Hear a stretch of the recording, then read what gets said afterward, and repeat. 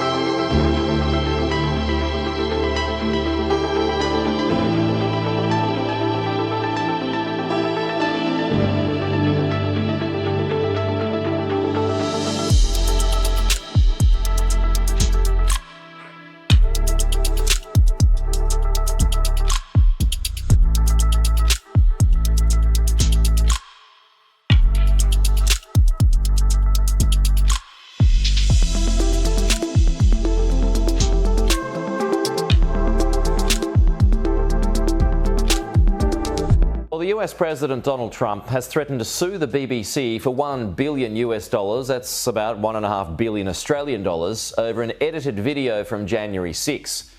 It's highlighted problems within the British institution about left-wing bias and could be a costly one unless a full and fair retraction is made.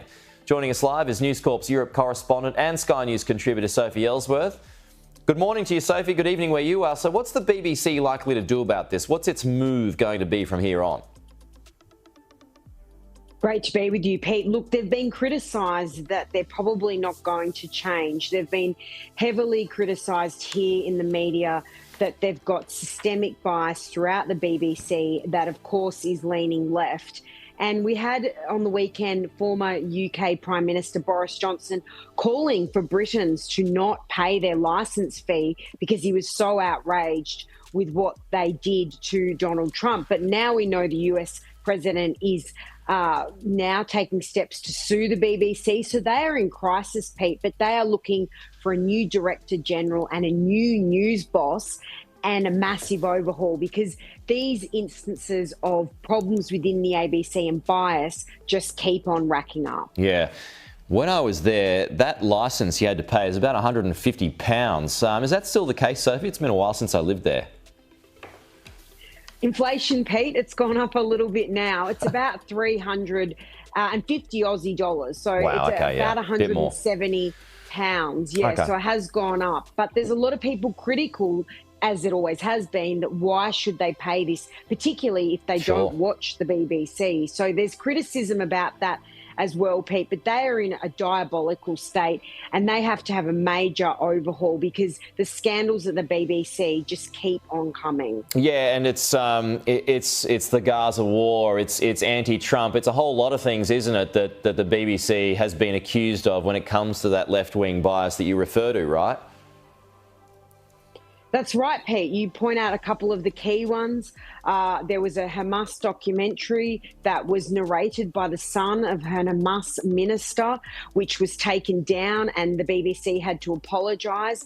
Then we had a band over here, a music band, Bob Vylan, who were calling death to the IDF, that was broadcast live on the BBC numerous times. It took them quite some time to apologise for allowing that to happen. And there's a whole string of events, Pete. There is every front page paper here in the UK has the BBC is in trouble, and they're a long way out of it just at the moment. What about this Trump threat, Sophie? Do you think, will the BBC apologise? Will it issue a full and fair retraction, which is what the US president is seeking here? Or will it push back and possibly face a $1 billion fine? Look, Pete, my guess would be that they do what he wants. They apologise. They perhaps pay him some sort of compensation that he's asking for, and do what he's asking, because the media coverage here is now saying that this could be a giant mess for the BBC if they are sued by him. We know the US president is litigious. He's not afraid of engaging lawyers, and he will go all the way. So there'll be a lot of lawyers at BBC headquarters racking their brains and figuring how on earth they get out of this mess quickly.